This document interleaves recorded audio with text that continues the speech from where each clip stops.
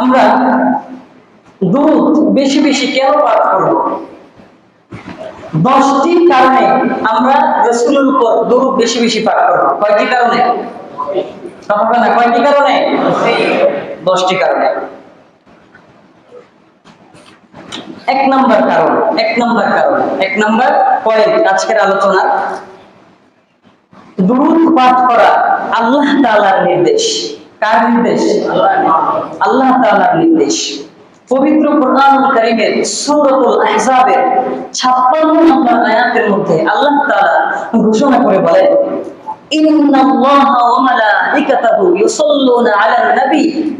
আল্লাহ তাআলা বলেন, নিশ্চয়ই আল্লাহ তাআলা এবং তার ফেরেশতা মণ্ডলী সকলে আল্লাহর রাসূলের উপরে দুরূদ পাঠ করে। কার উপরে? কারা কারা? আল্লাহ এবং আল্লাহর ফেরেশতা। তার মানে আল্লাহ যে নবীর উপরে দুরূদ পাঠ করে, ফেরেশতা যে নবীর উপরে দুরূদ পাঠ করে, ওই নবীর উপরে দুরূদ পাঠ করার দরকার আছে না নাই? আছে।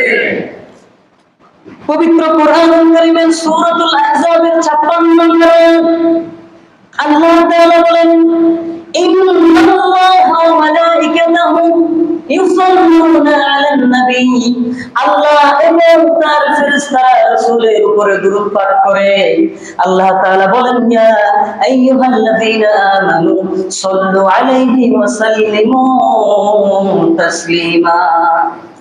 আল্লাহ তাআলা বলেন, হে ঈমানদাররা শোনো, আল্লাহ এবং আল্লাহর ফেরেশতারা রাসূলের উপর দুরূদ পাঠ করে, সুতরাং তোমরাও রাসূলের উপরে দুরূদ পাঠ করো। আল্লাহ তাআলার নির্দেশ আদায় করার দরকার আছে না নাই? আর এই আয়াতের তাফসীরের মধ্যে আল্লাহ ইবনে কাসির রাহমাতুল্লাহি আলাইহি লিখেছেন, আল্লাহ তাআলা রাসূলের উপর দুরূদ পাঠ করে, এর অর্থ কি?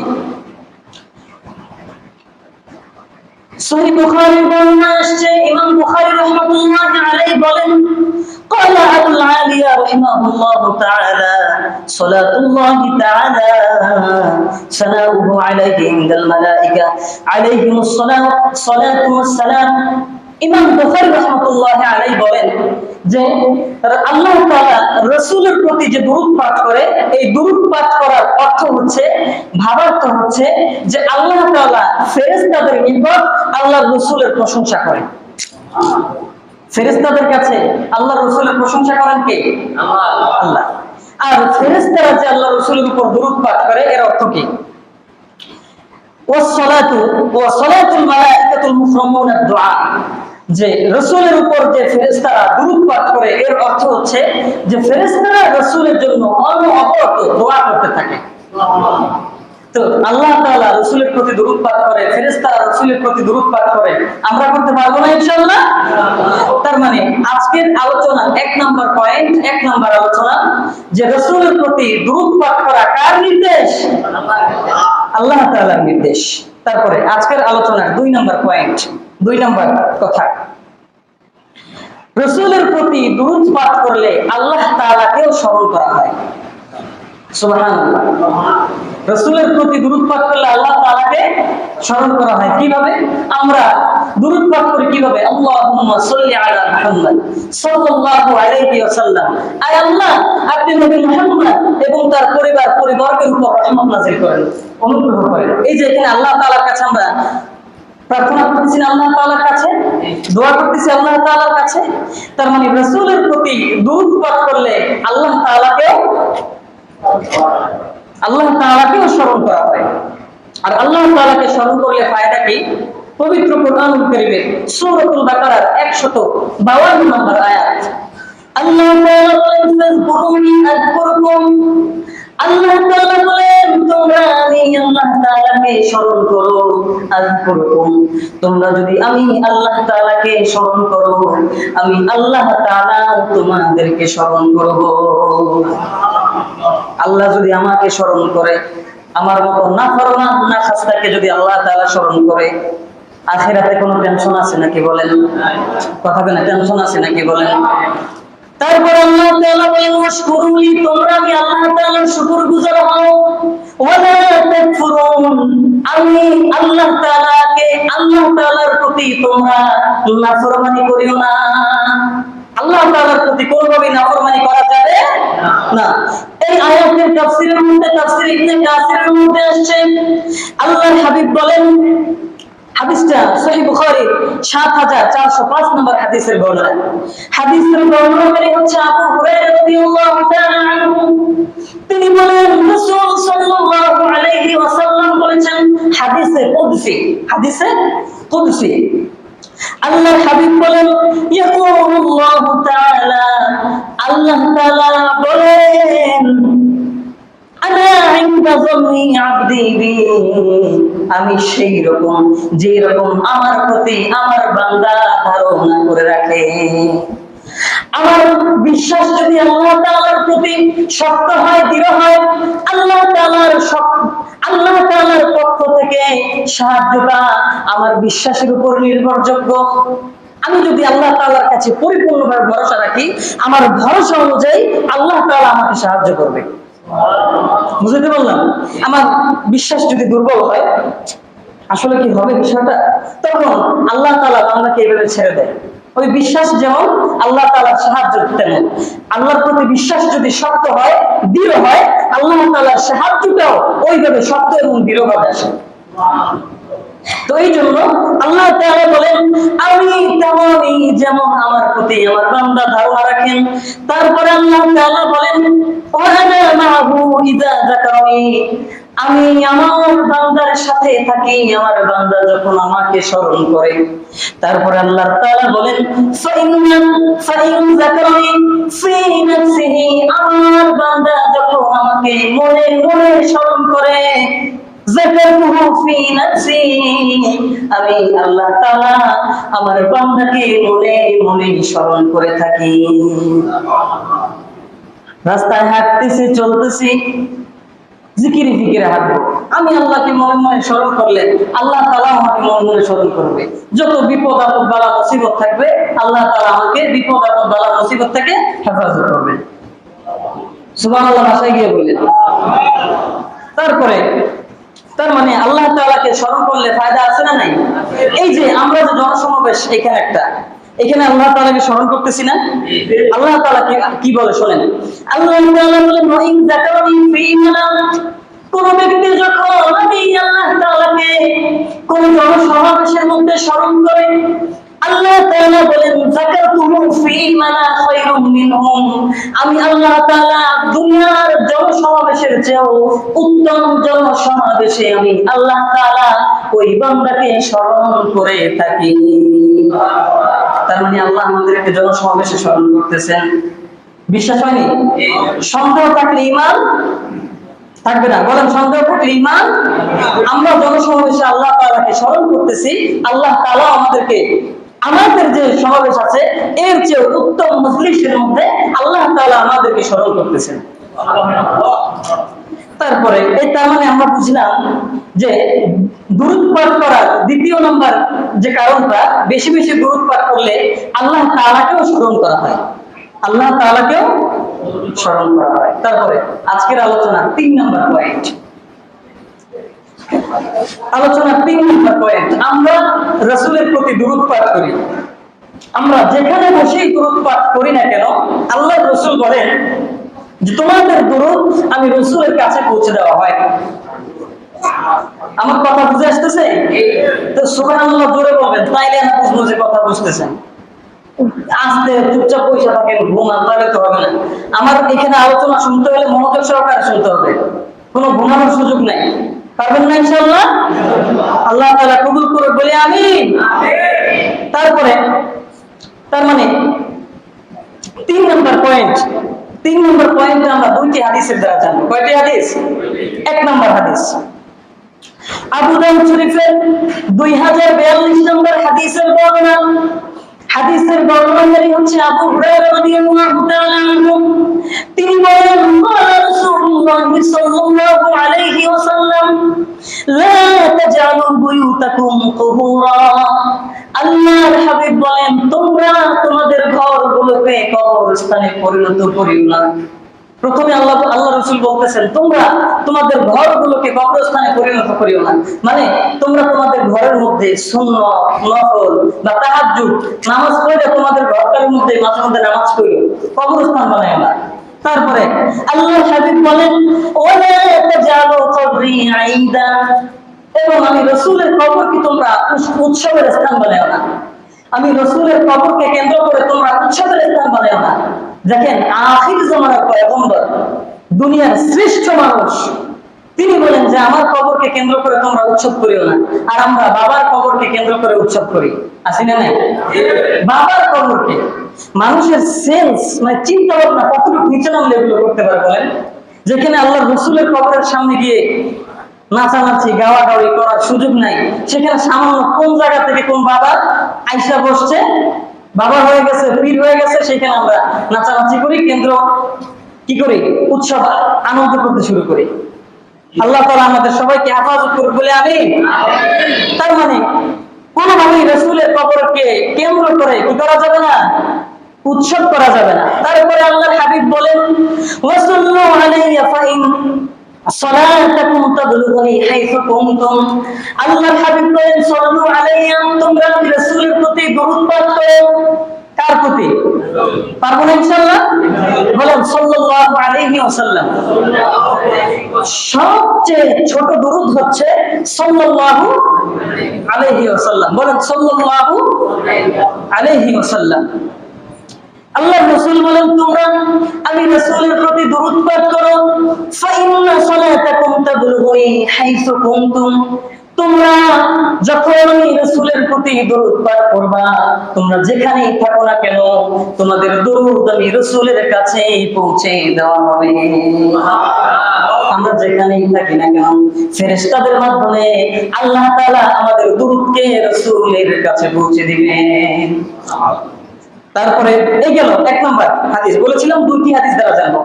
তারপরে 2 নম্বর হাদিস, এই হাদিস আবু দাউদ শরীফের 2041 নম্বর হাদিস। এই হাদিসের বর্ণনাকারী আল্লাহর রাসূলের ওই সাহাবী আবু হুরায়রা রাদিয়াল্লাহু তাআলা আনহু। তিনি বলেন আল্লাহ রাসূলুল্লাহ সাল্লাল্লাহু আলাইহি ওয়াসাল্লাম قال ما من احد يسلم علي الا رد الله علي روحي। আল্লাহর হাবিব বলেন কোন ব্যক্তি যখন আমি রাসূলের উপরে দরুদ পাঠ করে, আল্লাহ তাআলা তখন আমার দেহের মধ্যে আমার রূহটাকে ফিরিয়ে দেয়। আমার কথা বুঝতেছেন? আল্লাহর রাসূল বলেন যখন কোনো ব্যক্তি আমি রাসূলের উপর দরুদ পাঠ করে, তখন আল্লাহ তাআলা আমার যে রূহ বা আত্মা রয়েছে, এই রূহটাকে আমি রাসূলের ভিতরে দিয়ে দেওয়া হয়। তারপরে কি করি? আল্লাহর হাবিব বলেন হাত্তা আউদা আলাইহিস সালাম, আল্লাহ তাআলা অন্তরে আমার ভিতরে যখন আমার রূহটাকে ফিরিয়ে দেন, তখন আমি আল্লাহ তাআলা আমি আল্লাহর রাসূল ওই ব্যক্তির দুরূদের সালামের জবাব দিয়ে থাকি। বলেন সুবহানাল্লাহ। আমরা এখান থেকে দুরূদ পাঠ করি, এই দুরূদ ফেরেশতাদের মাধ্যমে আল্লাহ তাআলা রাসূলের কাছে পৌঁছে দেন এবং আল্লাহর রাসূলের মধ্যে রূহকে ফিরিয়ে দেওয়া হয়। আল্লাহর রাসূল বলেন যে আমি ওই দুরূদ সালামের জবাব দিয়ে থাকি। তার মানে অনেক বড় ফজিলতের বিষয় না? তো দুরূদ হাঁটতে চলতে সাল্লাল্লাহু আলাইহি ওয়াসাল্লাম, সাল্লাল্লাহু, ঘুমাবেন পারলে ঘুমানোর আগে এই বিষয়টা করতে থাকবেন, দুরূদ পড়তে থাকবেন। দুরূদ পাঠ করলে ফায়দা কি? একবার যদি কোনো ব্যক্তি দুরূদ পাঠ করে, তার উপর আল্লাহ 10টা রহমত নাযিল করেন। সামনে আলোচনা আসতেছে। তো রহমত যখন বান্দার প্রতি আল্লাহ নাযিল করতে থাকেন, তখন ঘুম ভালো হয়। তখন কি ভালো হয়? এজন্য দুরূদ পড়বেন বেশি বেশি। এজন্য কি করবেন? ঘুমানোর আগে দুরূদ পড়বেন, তাহলে ঘুম ভালো হবে। ঘুম নাই, ঘুমের ঔষধ খাওয়ার দরকার নাই, বেশি বেশি কি করবেন? দুরূদ পড়বেন। আল্লাহ তাআলা আপনাকে রহমত নাযিল করবে, রহমতের মাধ্যমে আপনার ঘুম চলে আসবে। আল্লাহ আমাদেরকে আমল করার তৌফিক দান করুক, বলি আমিন। তার মানে আজকের আলোচনার 3 নম্বর পয়েন্ট যে রাসূলের প্রতি দুরূদ পাঠ করলে এই দুরূদ রাসূলের কাছে পৌঁছে দেওয়া হয়। আজকের আলোচনার 4 নম্বর পয়েন্ট, রাসূলের প্রতি দুরূদ ওই সমস্ত ব্যক্তিরাই পাঠ করে থাকে যাদের মনটা খুব বড়, যাদের মনটা খুব বড় এবং প্রশস্ত হৃদয়ের পরিচয়। আমরা এই বিষয়টা তিনটি হাদিসের দ্বারা জানবো। কয়টি হাদিস? 3টি হাদিস। 1 নম্বর তিরমিজি শরীফের 3545 নম্বর হাদিসের বর্ণনা। আল্লাহর রাসূলের সাহাবী আবু হুরায়রা রাদিয়াল্লাহু তাআলা আনহু বলেন قال সাল্লাল্লাহু আলাইহি ওয়াসাল্লাম রাদিমা আনফু রাজুলিন যুকিরতু আবদাহু ফালাম ইউসাল্লি আলাইয়া। আল্লাহর রাসূল বলেন, ওই ব্যক্তির নাক ধুলোয় দূষিত হয়ে যায়, ওই ব্যক্তি ধ্বংস হয়ে যায়, ওই ব্যক্তির নাক দুর্গন্ধিত হয়ে যায় যে ব্যক্তির সামনে আমি রাসূলের নাম উচ্চারণ করা হলো, তারপরেও আমি রাসূলের প্রতি দরুদ পাঠ করলো না। রাসূলের নাম আসলে কি করতে হবে? দরুদ করতে হবে। এখন একটা মাসআলা আমরা জেনে রাখি যে জনসমাবেশের মধ্যে আমরা এই যে বারবার রাসূলের নাম উচ্চারণ করতেছি না, কোন জনসমাবেশের মধ্যে যদি রাসূলের নাম বারবার উচ্চারিত হয় তখন একবার দরুদ পড়া ওয়াজিব, কয়বার? আর প্রত্যেকবার রাসূলের নাম আসার পরে দরুদ পড়া সুন্নাত। প্রত্যেকবার রাসূলের উপর নাম আসলে দরুদ পড়া কি? আর জীবনে একবার হইলেও রাসূলের উপর দরুদ পাঠ করা ফরজ। কি বলেছি? জীবনে একবার, সারা জীবনে একবার হইলেও রাসূলের উপর দরুদ পাঠ করা ফরজ। তার মানে আল্লাহর রাসূল বলেন, ওই ব্যক্তি ধ্বংস হোক যে ব্যক্তির সামনে আমি রাসূলের নাম নেওয়া হলো কিন্তু আমি রাসূলের প্রতি দরুদ পাঠ করলাম না, আল্লাহ তাআলা ওই ব্যক্তিকে ধ্বংস করে দিবেন। আমিন। আল্লাহর রাসূল বদদুয়া করেছেন। তারপরে দ্বিতীয় নাম্বার বলেছিলাম বিষয়টি তিনটি হাদিস দ্বারা জানবো। 2 নাম্বার হাদিস, একটা হাদিসের কিতাব রয়েছে, কিতাবের নাম সহিহুত তারগীব। এই হাদিসের 1684 নম্বর হাদিসের বর্ণনা, 1684 নম্বর হাদিসের বর্ণনা। এই হাদিসের বর্ণনাকারী হচ্ছে আবু যর গিফারী রাদিয়াল্লাহু তাআলা আনহু।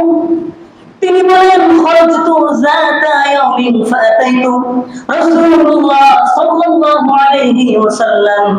আল্লাহর রাসূলের সাহাবী আবু যর গিফারী রাদিয়াল্লাহু তাআলা আনহু বলেন, আমি একবার ঘর থেকে বের হলাম, রাসূলের দরবারে গেলাম।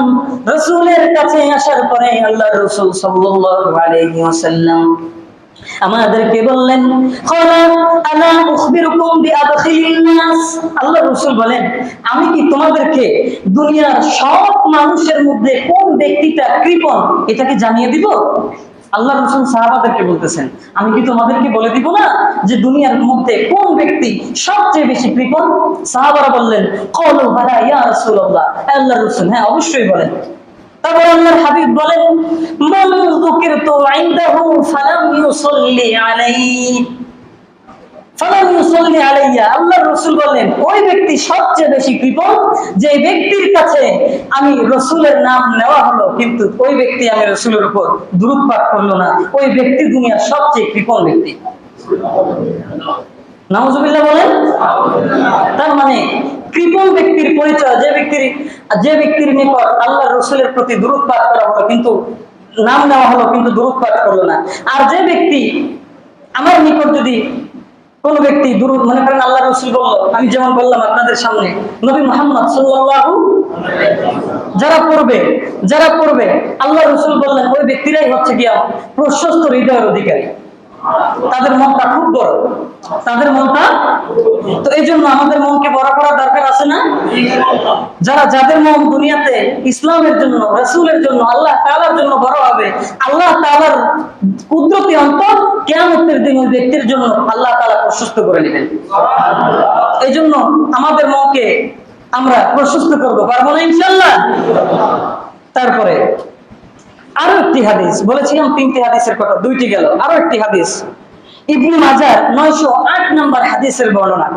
এই হাদিসের বর্ণনাকারী হচ্ছে আব্দুল্লাহ ইবনে আব্বাস রাদিয়াল্লাহু তাআলা আনহুমা। তিনি বলেন, ক্বালা রাসূলুল্লাহ সাল্লাল্লাহু আলাইহি ওয়াসাল্লাম।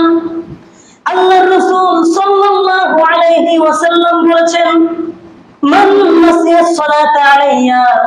আল্লাহর রাসূল বললেন, যে ব্যক্তি আমি রাসূলের উপর দরুদ পাঠ করতে ভুলে গেল, আল্লাহর রাসূল বলেন, খাতিয়া তরিকাল জান্নাহ, ওই ব্যক্তি জান্নাতের পথ ভুলে গেল। নাউজুবিল্লাহ বলেন। আল্লাহর রাসূল বলেন, যে ব্যক্তি আমি রাসূলের প্রতি দরুদ পাঠ করতে ভুলে গেল সে যেন জান্নাতের পথটাই ভুলে গেল। আমরা জান্নাতের পথ ভুললে কোন উপায় আছে বলেন? জান্নাতের আমরা মুমিন, আমাদের প্রথম পরিচয় কি? মুমিন। আমাদের প্রথম পরিচয় কি? আমরা মুমিন। আমাদের প্রথম পরিচয় মুমিন, আর আমাদের বাড়ি হচ্ছে জান্নাত। নিজের বাড়ির ঠিকানা যদি ভুলে যায়, আমাদের মতো বোকা আর আছে কেউ? আল্লাহ আমাদেরকে নিজেদের বাড়ির ঠিকানা মনে রাখার তৌফিক দান করুক, বলি আমিন। তার মানে এই তিনটি হাদিস দ্বারা আমরা জানলাম যে রাসূলের প্রতি দুরূদ পাঠ করা প্রশস্ত হৃদয়ের পরিচয় দেয়। রাসূলের প্রতি দুরূদ পাঠ করা প্রশস্ত হৃদয়ের পরিচয় দেয়। তারপরে আজকের আলোচনার 5 নাম্বার পয়েন্ট, যে ব্যক্তি রাসূলের প্রতি দুরূদ পাঠ করবে অথবা দুরূদ পাঠ করবে না, আল্লাহর রাসূল বলেন, বুখারীর 15 নাম্বার হাদিস, সহিহ বুখারীর 15 নাম্বার হাদিসের বর্ণনা, আল্লাহর রাসূল বলেন, তোমাদের মধ্য থেকে কোন ব্যক্তি ততক্ষণ পর্যন্ত পরিপূর্ণ মুমিন হতে পারবে না, ততক্ষণ পর্যন্ত পরিপূর্ণ মুমিন হতে পারবে না যতক্ষণ পর্যন্ত না ওই ব্যক্তি দুনিয়ার সব কিছুর চেয়ে আমি রাসূলকে বেশি ভালোবাসে। তার মানে রাসূলকে ভালোবাসতে হলে, পরিপূর্ণ মুমিন হতে হলে রাসূলকে ভালোবাসা লাগবে। আর হাদিসের বর্ণনায় আসছে যে রাসূল সাল্লাল্লাহু আলাইহি ওয়াসাল্লাম বলেন, তোমাদের মধ্যে ওই সমস্ত ব্যক্তি আমাকে ততক্ষণ পর্যন্ত পরিপূর্ণভাবে ভালোবাসতে পারবে না যতক্ষণ পর্যন্ত না তোমাদের মধ্যে কেউ আমি রাসূলের প্রতি দুরূদ বেশি বেশি পাঠ না করবে। আমি বুঝাইতে পারতেছি? আজকে আমার গলাটা একটু বসে গেছে, তো এজন্য কথা বলতে একটু কষ্ট হচ্ছে। আপনারা আমার জন্য দোয়া করবেন ইনশাআল্লাহ। তো 5 নাম্বার পয়েন্ট গেল, রাসূলের প্রতি পরিপূর্ণ মুমিন হতে হলে অবশ্যই বেশি বেশি দুরূদ পাঠ করা লাগবে। পরিপূর্ণ মুমিন হতে হলে অবশ্যই বেশি বেশি কি পাঠ করতে হবে? দুরূদ পাঠ করতে হবে। তারপরে আজকের আলোচনার 6 নাম্বার পয়েন্ট, عن ابن مسعود رضي الله تعالى عنه قال قال رسول الله صلى الله عليه وسلم أولى الناس بي يوم القيامة, আল্লাহ রাসূল বলেন, তোমাদের মধ্য থেকে ওই সমস্ত ব্যক্তি কিয়ামতের দিন আমার বেশি নিকটবর্তী থাকবে। আল্লাহ রাসূল বলেন, আকসারুহুম আলাইয়া সালাত, তোমাদের মধ্য থেকে যে ব্যক্তি আমি রাসূলের প্রতি বেশি বেশি দরুদ পাঠ করে থাকে। আল্লাহর হাবিব বলেন, যে ব্যক্তি দুনিয়ার জমিনের মধ্যে বেশি বেশি দরুদ পাঠ করবে, আল্লাহ তাআলা ওই ব্যক্তিকে কিয়ামতের দিন আমি রাসূলের তত বেশি নিকটে রাখবে। আমরা রাসূলের নিকটে থাকতে চাই না? রাসূলের সাথে জান্নাতে যাইতে চাই না? তো এইজন্য রাসূলের প্রতি বেশি বেশি দরুদ পাঠ করতে পারবো তো ইনশাআল্লাহ? আল্লাহ তাআলা আমাদের সবাইকে এই আমলটুকু করার তৌফিক দান করুক, বলে আমিন। তো আজকের আলোচনা সময় সংক্ষিপ্ত হওয়ার কারণে আর সামনে যাচ্ছি না। বলেছিলাম যে আজকের আলোচনা আমি 10টি পয়েন্টে করব। তো সামনের আলোচনাগুলো অনেক বড় বড়, হাদিসগুলো বড়। ইনশাআল্লাহ আল্লাহ তাআলা যদি আমাদেরকে হায়াত তাইয়্যিবা দান করে, আমরা ইনশাআল্লাহ আগামী জুমায় বাকি 4টি পয়েন্ট জানবো ইনশাআল্লাহ। এবং সকলের প্রতি আমার আহ্বান থাকবে, প্রত্যেকেই মসজিদের মধ্যে তাড়াতাড়ি চলে আসবেন। পারবেন না ইনশাআল্লাহ? আসলে আমি বলি, কিন্তু আমার কথা মতো হয় না। প্রত্যেক সপ্তাহে আমি বলে দিই যে তাড়াতাড়ি আসেন, তাড়াতাড়ি আসেন। কোন হুজুরের কথার কোনো ভ্যালুই নাই। আসলে মসজিদের মধ্যে তাড়াতাড়ি আসতে যে কি ফায়দা, কি সওয়াব যদি জানতেন। আচ্ছা বলেন, আমাদের মধ্যে থেকে সহজে একটা কথা বলি, প্রত্যেক সপ্তাহে আমরা কি কেউ এক একটা উট আল্লাহর রাস্তায় সদকা করতে সক্ষম আছি? আমি চাইলে কি একটা উট আল্লাহর রাস্তায় সদকা করতে পারবো? আল্লাহর রাসূল বলেন, সহিহ হাদিসের বর্ণনায় আসছে, যে ব্যক্তি মসজিদের মধ্যে জুমার দিন মসজিদের মধ্যে আগে ভাগে সবার আগে চলে আসবে, ওই ব্যক্তি একটা উট আল্লাহ তাআলার রাস্তায় সদকা করার সওয়াব পাবে। আমরা চাই না দান করতে, তাই না? কিয়ামতের দিন বান্দারা দেখবে আমার আমলনামার ভিতরে নেক আমলের অভাব নাই, নেক আমলের কি নাই? অভাব নাই। দেখবে উমরা হজ, তারপর হজের সওয়াব, উমরা হজের সওয়াব। বান্দা বলবে, আল্লাহ এত কিছু তো আমি করি নাই, আমি তো জীবনে কোনদিন হজই করি নাই, তো হজের সওয়াব আসলো কোত্থেকে? হজের সওয়াব আসলো কোত্থেকে? ওই দিন ফেরেশতারা বলবে যে তুমি তোমার মা বাবার দিকে যে ওই যে হাসি মুখে তাকাইছিলা, মা বাবার দিকে যে হাসি মুখে তাকাইছিলা, মা বাবার জন্য একটু ভালো ফল নিয়ে আসছিলা, ওই ভালো খাবার দিছিলা, মা বাবার মুখে হাসি ফোটাইছিলা, যার কারণে আল্লাহ তাআলা তোমাকে একটা উমরা হজের সওয়াব দান করছে। এরকম অনেক সওয়াব পাওয়া যাবে, যেমন উট সদকা করার সওয়াব, দুম্বা সদকা করার সওয়াব, বকরি সদকা করার সওয়াব। কিন্তু আমরা বুঝি না, বিদায় আসিও না। আমরা মসজিদে তাড়াতাড়ি আসতে পারবো না ইনশাআল্লাহ। সকলের প্রতি আহ্বান থাকবে আপনারা সকলে মসজিদে আগে ভাগে চলে আসবেন। আল্লাহ তাআলা আমাদেরকে আমল করার তৌফিক দান করুন, বলে আমিন। আমরা যারা সুন্নাত পড়ি নাই আমরা সুন্নাত পড়ি নাই। ওয়া আখির দাওয়ানা আনিল হামদুলিল্লাহি রাব্বিল আলামিন। বাকি নামাজের পরে দোয়া আছে, আমরা সকলেই বসবো। আমরা